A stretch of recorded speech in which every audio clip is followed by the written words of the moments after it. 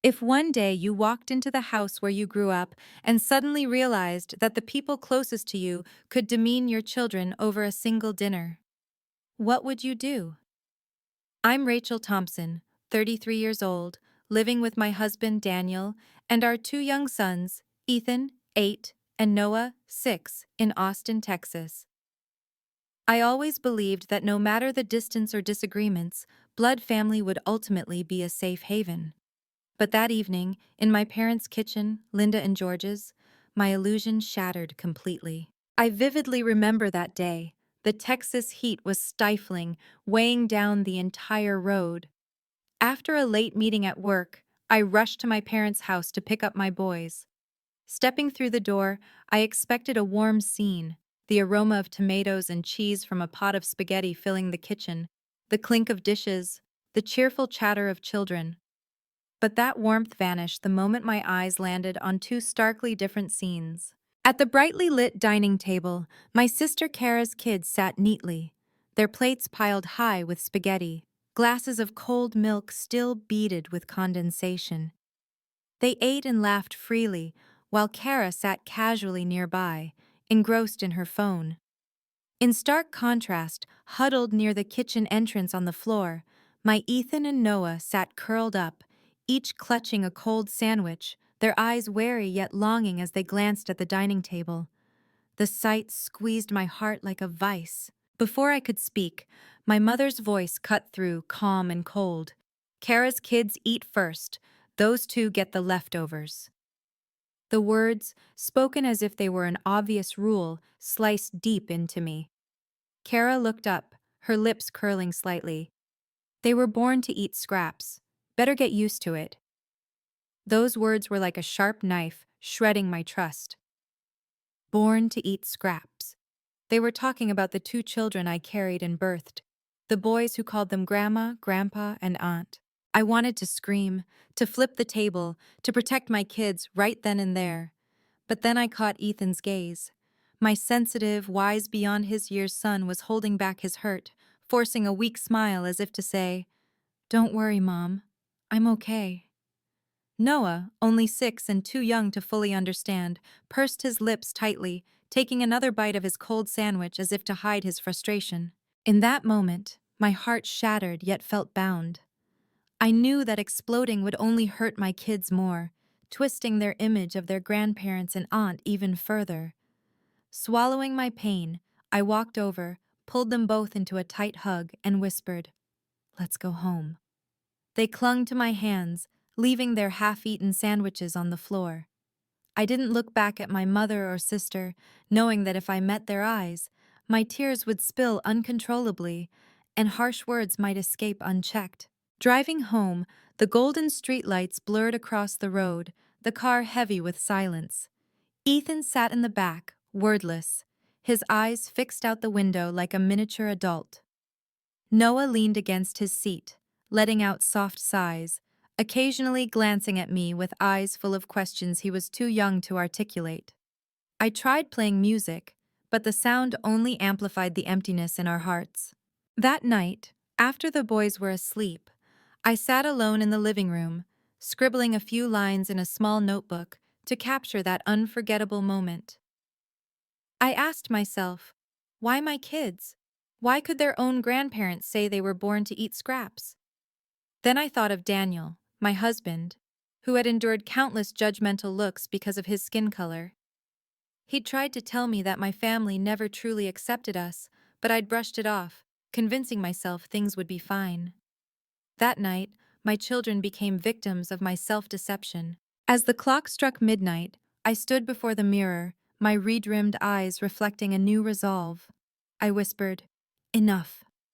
That was the moment I knew nothing could go back to how it was.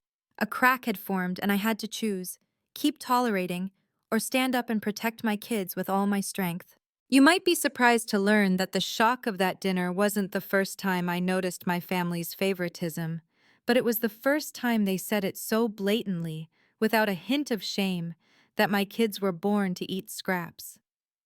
Driving Ethan and Noah home, memories flooded back like a slow-motion film, each frame a painful reminder of how long I'd been deceiving myself. I started supporting my family financially at 17.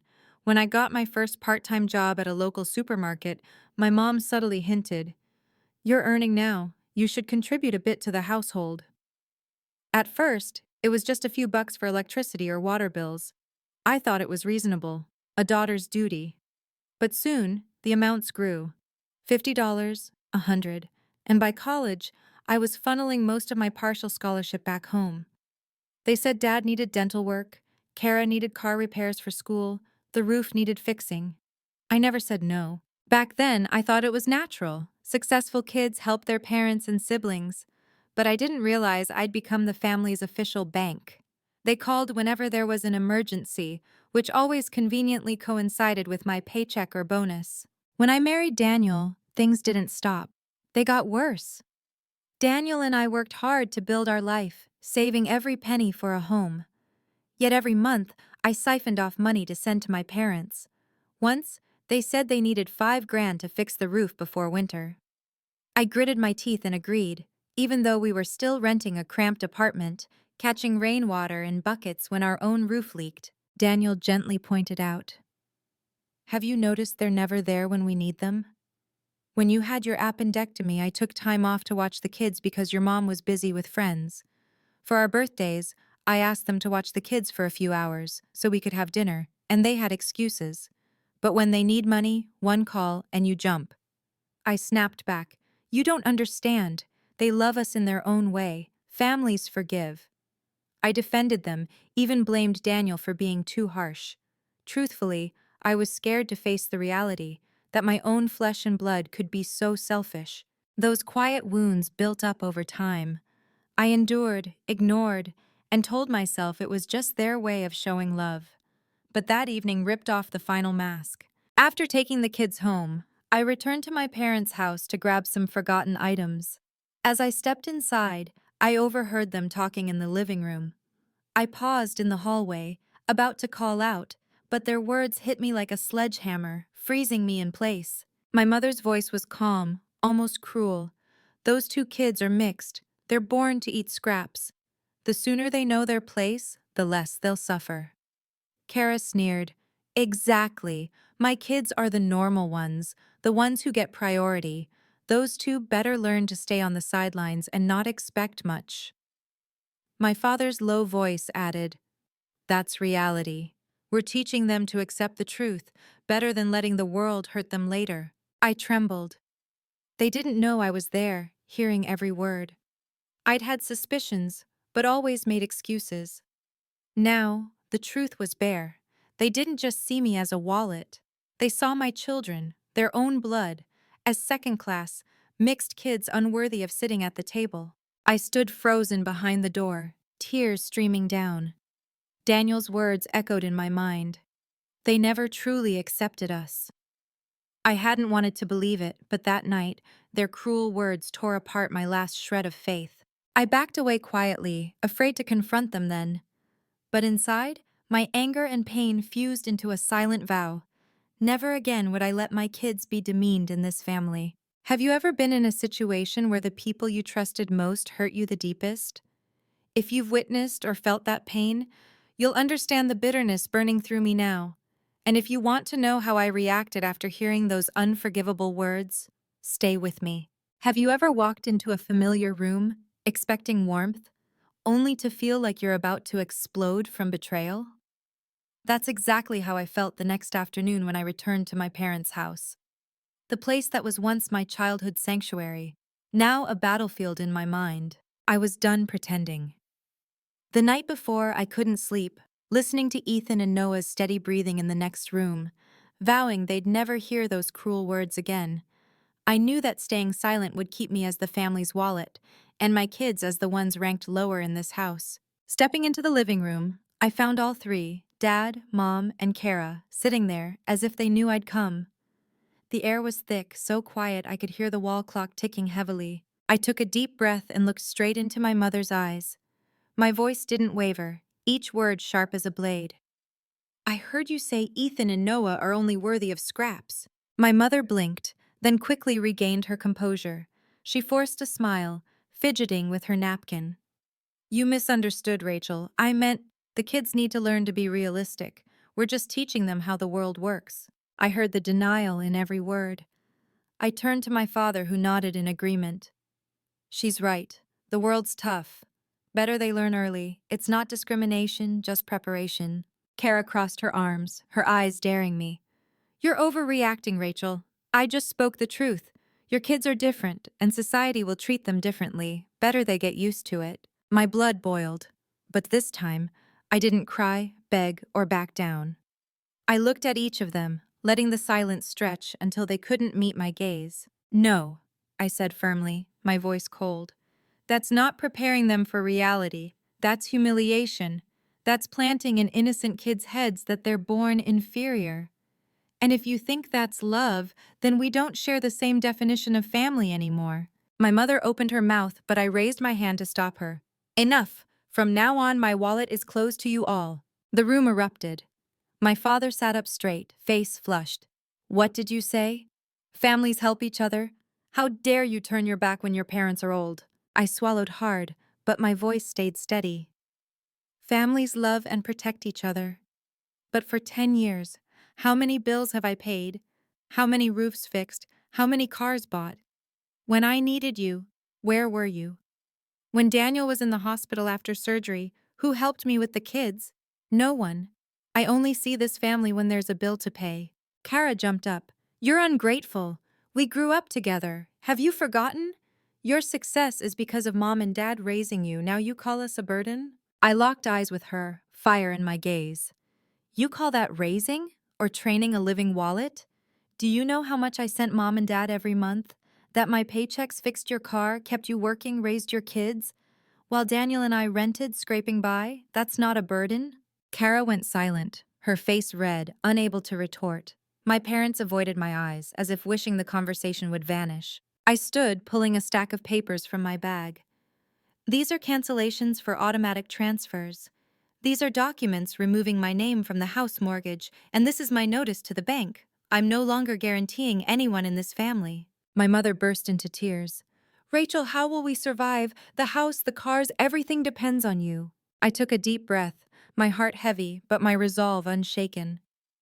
I thought about it all last night, and I realized that by keeping this up, I'm complicit in letting you disrespect my husband and kids. From today, I choose my little family first. No one spoke. The air was thick with anger, tears, and helplessness. I turned and walked out, feeling both loss and liberation. Driving home, my hands trembled on the wheel. I knew I'd shifted the power dynamic, and a storm of reactions awaited, but a voice inside me rang clear. My kids will never be treated as second class again. That night, telling Daniel, he squeezed my hand and said, I'm proud of you. Those words fueled my strength for the turbulent days ahead. Have you ever had to set boundaries with your own family? Felt both pain and relief when you finally said, enough? If you have, you'll understand why I chose this path. And if you want to know what happened when my family faced financial ruin after my decision, stay with me. If you want to hear more stories like mine and connect with these struggles, check out my previous videos on this channel. There are moments in life when you think you're used to hurt, prepared for every judgmental stare. But then, out of nowhere, the pain cuts deepest when it happens in front of your kids. That's exactly what happened at our neighborhood's summer festival. A day meant for joy that turned into a deep wound in my heart. The park was vibrant with flags, food stalls, colorful balloons, and upbeat music mixing with children's laughter. Ethan was excited for the art contest, while Noah ran around playing catch with new friends. I sat on the grass, trying to soak in the lively atmosphere, though the weight of the previous day's confrontation lingered. I knew my parents would show up. It was a neighborhood tradition for years. Sure enough, Linda, George, and Kara arrived, Kara holding her kids' hands. I tried to stay calm, focusing on Ethan's drawing, a blue house with lit windows and 4 figures in the yard. Us. Seeing his innocent, heartfelt sketch, I felt both love for him and a gnawing fear. Did he know his grandparents never saw his home as part of their family? While watching Ethan, I caught my mother's voice. She was chatting with another parent, and her words stopped me cold. These are my grandchildren, Madison and Connor. Those other two, they're mixed, hard for them to fit in. Everything froze. The air grew heavy. I heard gasps from nearby parents. Ethan, holding his brush, paused, his small shoulders trembling. Noah, running back from a distance, caught the words, his face flushing with embarrassment. Needles pierced my chest. In that moment, I couldn't react. My heart raced, tears welling. But before I could move, a hand touched my shoulder. Daniel, the man who'd silently endured for years, stepped forward, calm but with steely eyes. He stopped in the middle of the crowd, his voice warm yet firm. "Excuse me, but I need to clarify something. Ethan and Noah are my sons, their grandparents' blood. They're not mixed kids. They're wonderful, smart, kind children. If anyone sees them differently, that's their problem, not my kid's fault." All eyes turned to Daniel. Ethan looked up, his eyes wide with fragile hope. Noah clung to his brother, blinking as if confirming what he heard. Daniel continued, unwavering. "A person's worth isn't in their skin color, but in how they treat others. I hope everyone here remembers that today." Silence hung for a moment. Then, one parent clapped, more joined, and soon a corner of the park erupted in applause. Some nodded, smiling at us warmly. Linda paled, George looked down, and Kara squirmed. For the first time, they faced public shame with no excuses to hide behind. I looked at Daniel, my heart swelling with a feeling stronger than ever, gratitude and pride. For years, he'd stayed quiet to avoid forcing me to choose between him and my family. But now he spoke, not for himself, but for Ethan and Noah, for the fairness they deserved. Ethan dropped his brush, ran to his father, eyes teary. "Dad, thank you." Daniel knelt, ruffling his hair. "No need to thank me. I just said what's right. You and Noah are amazing, and don't let anyone tell you otherwise." I stood there wiping tears. In that moment, I knew our little family had a solid rock. No matter what storms came, we could face them because Daniel was no longer silent. The festival went on, but for me, the most important part was over. Ethan finished his painting with a smile back on his face. That picture wasn't just a blue house with 4 figures. It was faith that we four would always protect each other. Have you ever had a moment when your quiet partner stood up, becoming a shield for your family? If so, you'll understand the pride and tears flowing through me then. But the story didn't end. After the festival, the consequences of my financial cutoff hit hard. My parents, losing their lifeline, began to crumble. And that crisis pushed us into an even tenser showdown. Do you believe sometimes you have to lose everything to realize what truly matters? I never thought I'd see my parents hit rock bottom. But months after I cut off all financial support, what they took for granted collapsed like a house built on sand. The first news came from an old neighbor. One morning on my way to work, she whispered, "Rachel, your parents, they've put the house up for sale." I froze, my heart pounding. That house, where I had my childhood, Christmases, birthdays, was now just a listing. I knew my decision pushed them here. But a voice inside whispered, "No, they pushed themselves here by treating their kids as income instead of love." Weeks later, Linda and George moved into a small apartment in the suburbs. From a spacious house with a rose-filled garden, they now cramped into a third-floor unit overlooking a parking lot. Kara worked night shifts at a convenience store, selling possessions to get by. Hearing this, I felt both sorrow and resolve. I couldn't save them anymore, because saving them meant letting my kids be disrespected. At first, they called, blamed, accused. My mother sobbed over the phone. "You're ungrateful, raised you all these years, and now you abandon us in hardship." My father raged. "You're shaming us. The neighbors are talking." Kara sent long texts, calling me selfish for abandoning my real sister. I read them, tears falling, but my hands couldn't reply. I knew any softening would pull me back into the old cycle. While they struggled, our little family began to thrive. Ethan and Noah gained strength knowing their parents put them first. Ethan, once the boy who hung his head when called scrape-ater, now drew confidently. His blue house painting won not just at school, but statewide. I cried seeing him on the podium, eyes shining with pride. Noah shone on the soccer field. In the championship, he scored the winning goal, His name cheered across the field. In those moments, I knew my kids had escaped the shadow of being lesser and were writing their own story. The biggest surprise came from my father, George. One afternoon during Noah's big game, I spotted a familiar figure in the crowd. He wore an old cap, standing shyly behind the bleachers, not daring to approach. When Noah scored, the crowd chanted his name. I saw George quietly wipe his eyes. This wasn't the stubborn, harsh man I knew, but a grandfather crying with pride and perhaps regret. I didn't approach him. I let him stand there alone in the cheering crowd. I believed in that moment he truly saw the distance he'd created with his grandchildren. With no money or house to cling to, he was left with the truth. Family is the only thing that holds us together. That night, driving Noah home, he asked, "Mom, I saw Grandpa in the stands. Why didn't he say hi?" I bit my lip, then said softly, "He's not ready yet, but I think he's trying." Noah was quiet, then said, "I hope he watches more of my games." His innocent, heartfelt words choked me up. I realized material collapse can spark emotional awakening. My parents once had everything but lost true love. Now, without the big house or my money, they had to face themselves. They might not have fully changed, but George's tears at the game gave me a glimmer of hope. Do you think people only change when they hit rock bottom? I used to doubt it, but now I see hints of transformation. Still, the road ahead is long. Saying sorry is one thing, living it is another. Just as I began to feel that faint hope, my mother called, her voice trembling, "Rachel, I want to see the kids, not for money, but because I miss them." I sat still, my heart both tightening and lifting with fragile hope.